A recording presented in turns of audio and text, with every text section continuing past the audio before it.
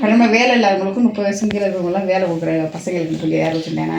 அது டிகிரி முடித்தவங்களுக்கு வந்து காசு 4000 மாதம், வேலை இல்லாதவங்களுக்கு 4000. இது டிப்ளமோ முடித்தவங்களுக்கு வந்து 2000 மாதம். காசு தான் கொடுக்குறாங்க மாதம். ஆமாம், வேறு எதுவும் இல்லை.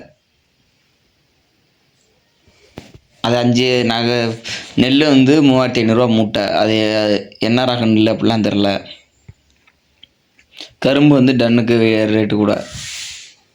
ஸ்டாலின் வந்தாங்க வந்து கூட்டத்தில் இதில் சுசேந்திர இருக்கிறோம் கண்டுபிடிக்கணும்.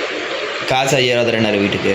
வீட்டுக்கு 5000 இல்லை, அவங்களுக்கு தான் சொன்னாங்க 5000.